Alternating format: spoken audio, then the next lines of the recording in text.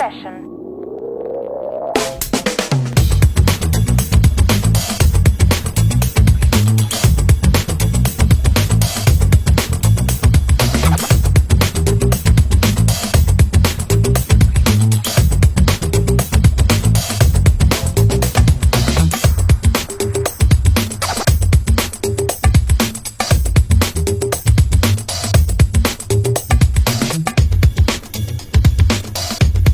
Hello everyone, good evening. Welcome to another episode of Wellness Weekend Talk. I am James Lariosa, your corporate pharmacist here from Makati office. Ako naman po, si Nina Cordon, ang inyong pharmacist from Davao City. And welcome to Wellness Weekend Talk. And James, this is another episode of our Heart series for this month. And before we proceed with our topic on hyperlipidemia, or mga topics on heart health and our USANA Roflavanol C100, let's talk about kung ano ba yung mangyayari bukas kasi I've seen a lot of preparations sa team natin, even sa mga associates. So share mo naman kung ano yung mangyayari dyan sa Luzon tomorrow. Yan, no, sobrang dami, no?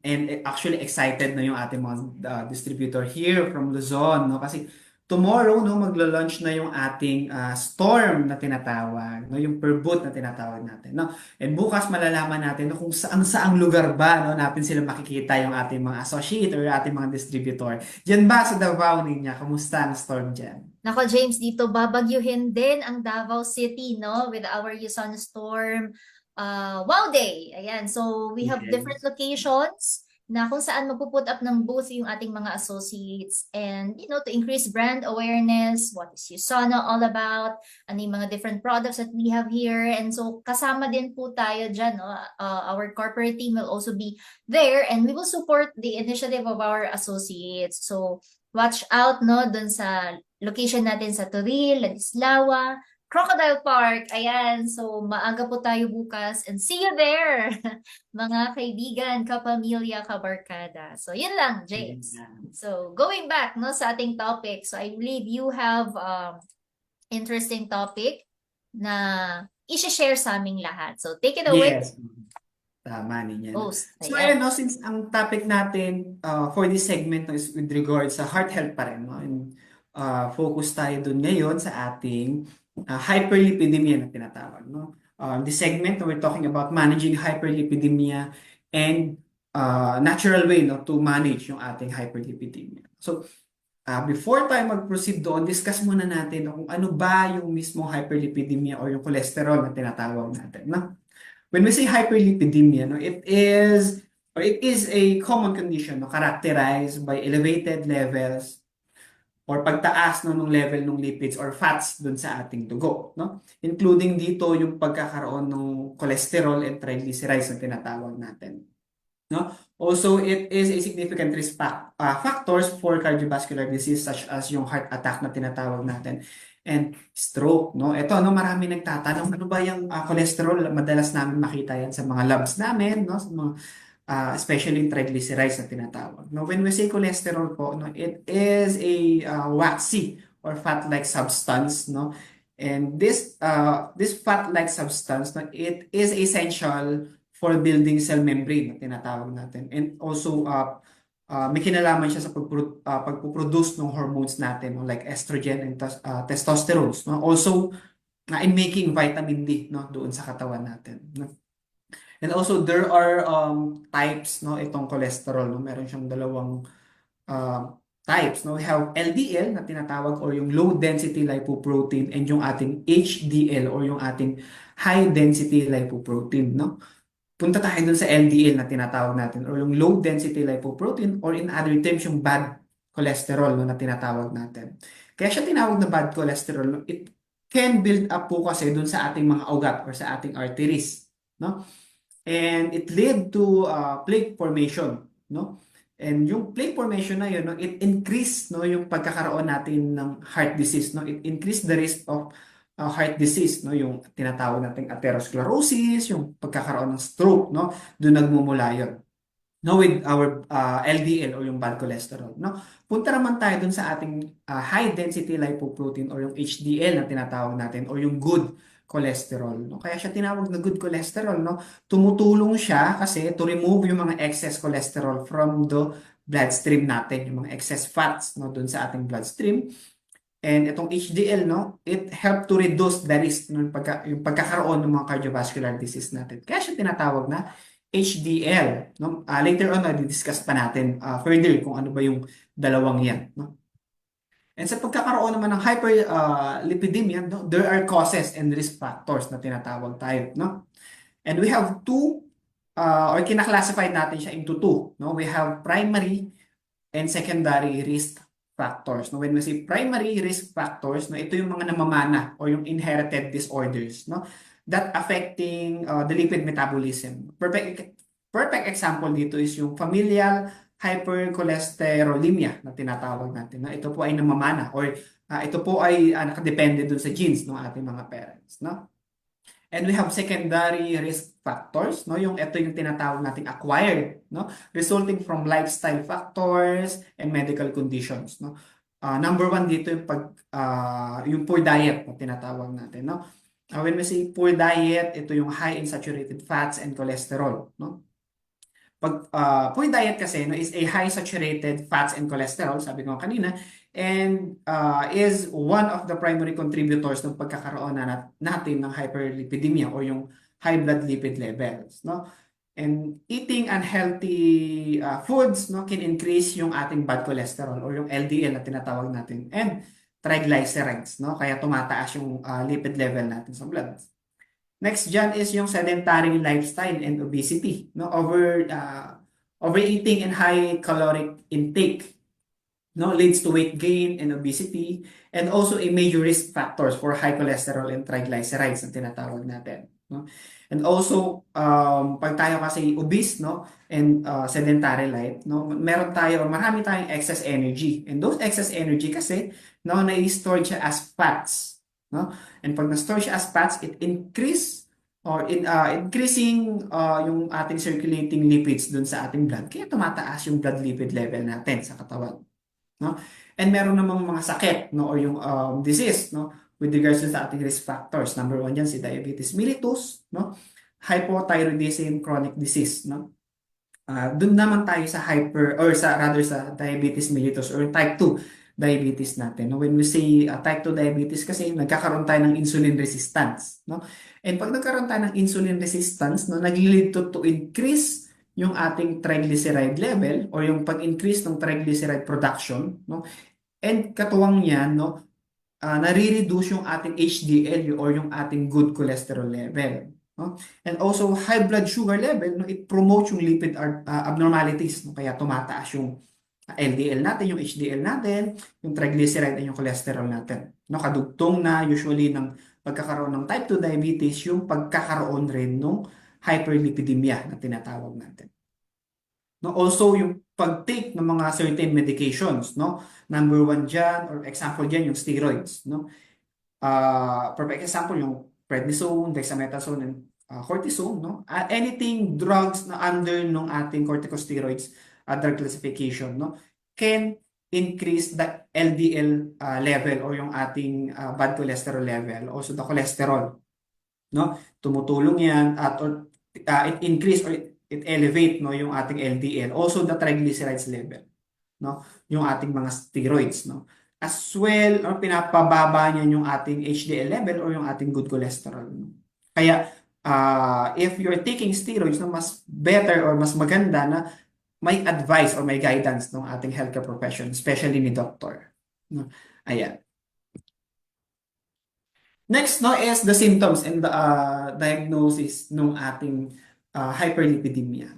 Though hyperlipidemia is madalas no, asymptomatic to, same with hypertension, no? Kaya sila tinatawag na isa rin siya sa mga silent killer, no? Kasi asymptomatic siya. No, nagkakaroon na lang tayo ng symptoms once na meron na tayong complications, no, such as yung heart disease o yung ating atherosclerosis na tinatawag or pagbabara ng mga fats or lipids dun sa ating ugat. Especially yung stroke, no?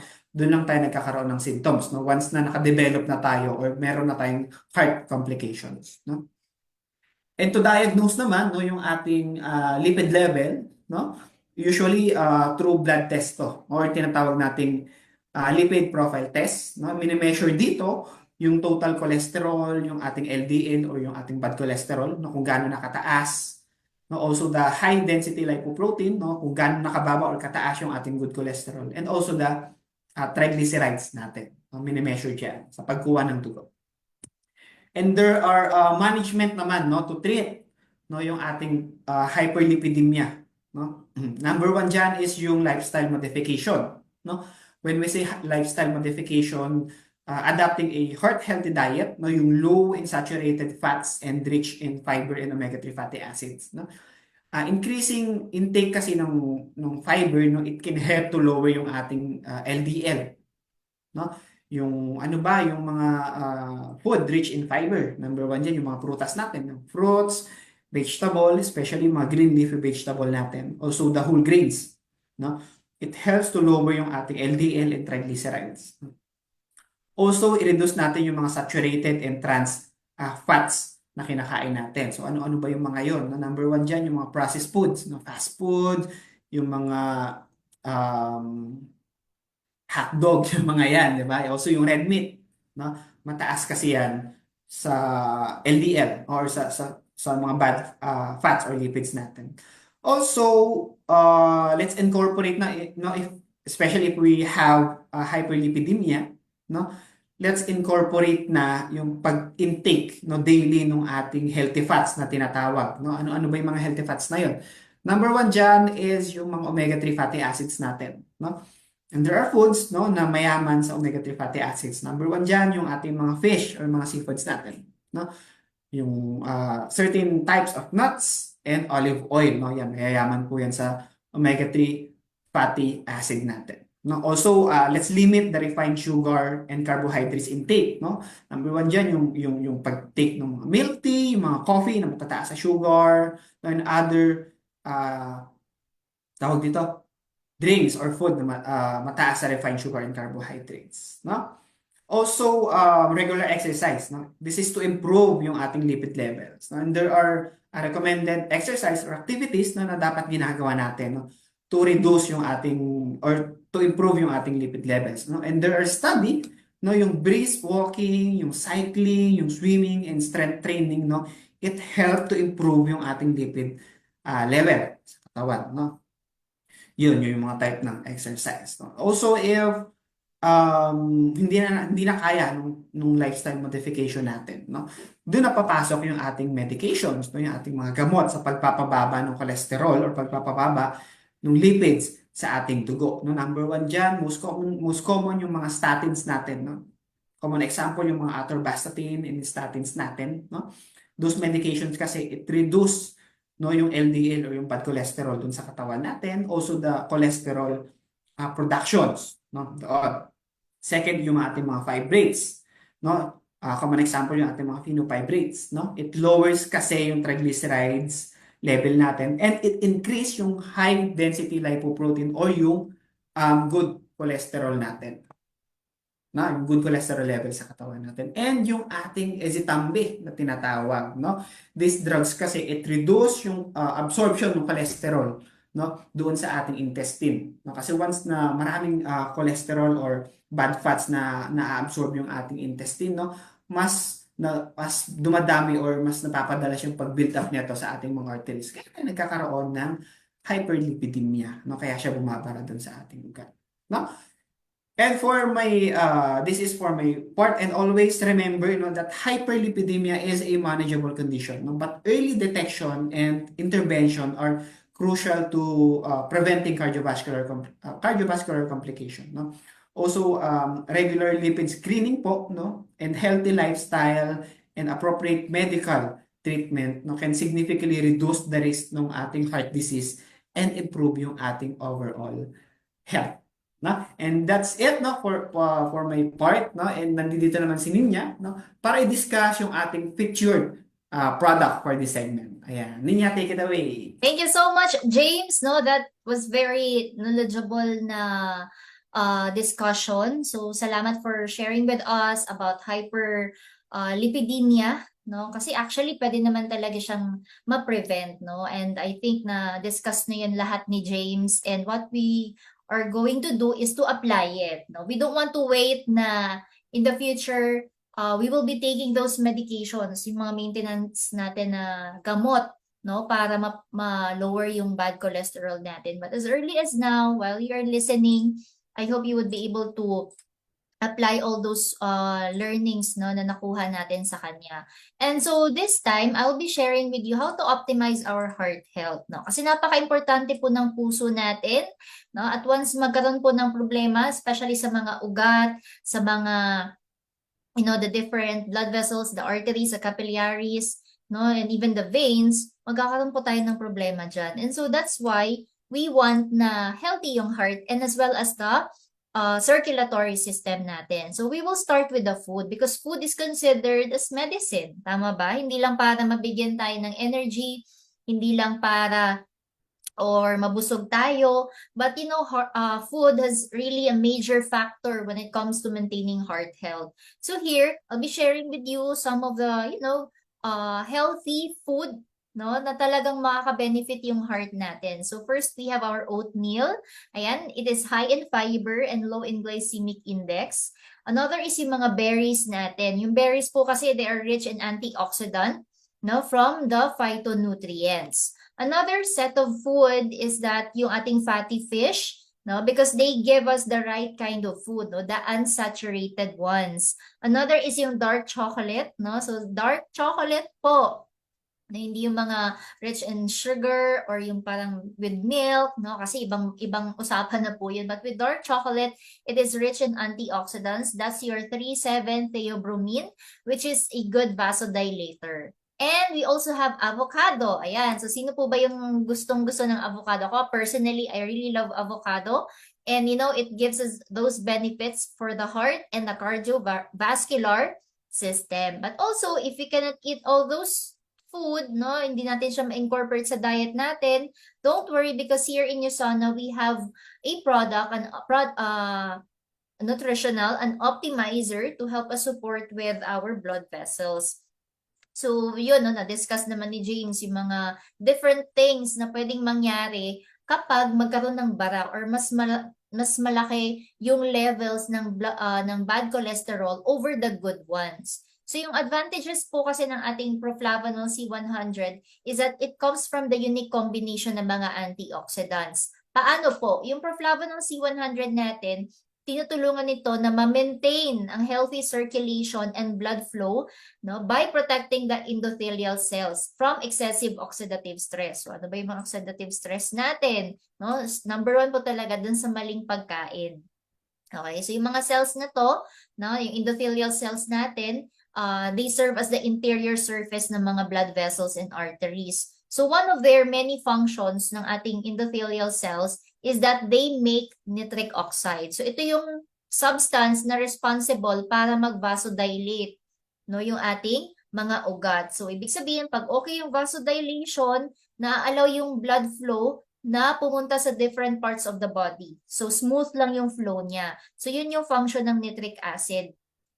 And this nitric acid, no, can be inhibited by excessive free radical damage. So we need to protect, no, the endothelial cells. And para magkaroon pa ng more production ng nitric oxide. And that's the role of our Proflavanol C. No, it supports the healthy circulation of the blood in the body. So it even supports, no, hindi lang yung ating mga major blood vessels, but it also includes the tiniest blood vessels, yung mga peripheral arteries natin sa mga daliri, no, naaabot niya. And there's this study conducted by at Boston University School of Medicine na pag na-combine do yung grapeseed extract with vitamin C, tinutulungan nito na ma-retain yung healthy microvascular function. So, this only occurred when yung epicatechin, which is another form ng bioflavonoid sa grapeseed extract, no, pag-present siya sa ating mga dugo. Yan.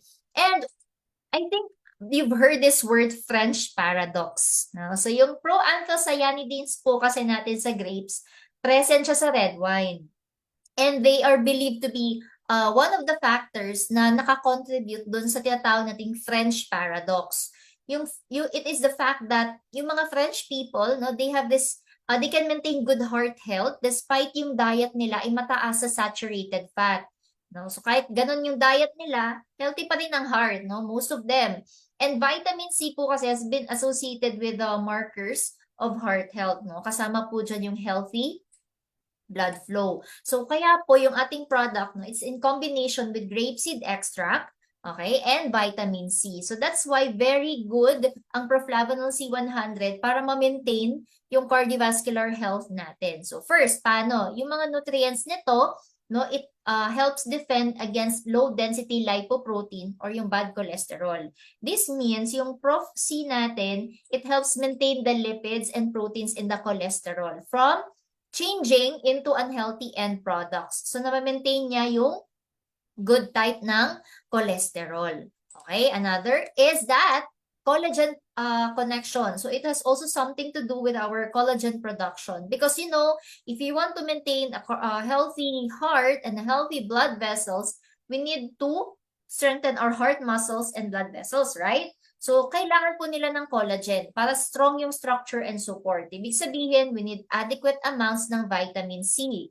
No? So, because you know, yung human bodies natin, tayong mga tao, we are incapable of manufacturing vitamin C. So, kailangan natin kunin yung vitamin C sa diet natin para masatisfy yung daily requirements. So, if you support collagen production, Proflavanol C can help us maintain that hardy heart, plus may strong blood vessels ka pa, yung mga veins and even yung capillaries. But as you can see, collagen is truly essential for an overall healthy body. Hindi lang maganda sa heart, no? But you know, our skin also needs collagen and even yung mga joints natin. And so with all of these things, no, with all of these body parts, kaya po niyang suportahan, no, ng ating Proflavanol C100. Another is it is also good with our immune system. Meron siyang immune support. It's because yung grapeseed extract natin, it works with vitamin C to support our natural immunity. Yung grapeseed kasi, it contains bioflavonoids. So, it can support our cells' ability to communicate with each other para healthy yung immune responses. Plus, yung vitamin C, we know, no, this is a master antioxidant and it has a very important role in the normal production and function ng mga white blood cells or yung mga antibodies natin. So, we need to keep those abundant. Kailangan marami sila, yung white blood cells and antibodies, if you want to have a strong immune system. And so, that's our Proflavanol C100. No? So, paano ba siya gamitin? Paano inumin? This product is intended for those 18 years old and above. Hindi po natin siya pwedeng ibigay sa mga 18 years old and below. Okay? For adults, yung ating formulation. Can take 2 to 4 tablets daily and preferably with food. Ayan. So, that's our Proflavanol C100 that has vitamin C and grapeseed extract. So, that's the end of my discussion on Proflavanol C100. Ayan. So, mabilis lang, di ba, James? So, even Yes, very sobrang bilis short. na. I hope may natutunan yung mga associates or mga viewers natin, no, sa Facebook. Yes. And guys, if you have questions, no, feel free to comment dun sa ating comment box or PM kami ninyo sa aming mga Viber or Facebook Messenger, no, or email us. No? Ayan. And suggest rin kayo no, next dun sa ating comment box, no, kung ano yung mga gusto nyo i-suggest no, na next topic natin for our wellness weekend to. Alright, Ninya? That's right, James. And also, update lang no dun sa ating nutrition coach program, no? Konting-konti na lang po talaga yung slots.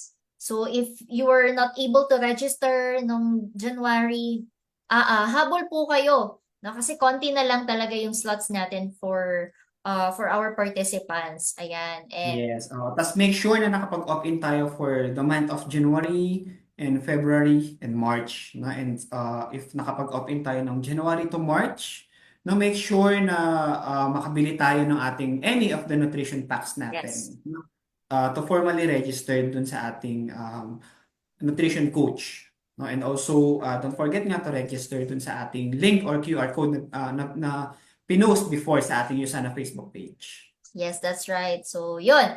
That would be for our Wellness Weekend talk. And I hope you could be with us next week kasi iba na naman pong topic on heart na naman. Ayan, so we're done with hypertension and hyperlipidemia.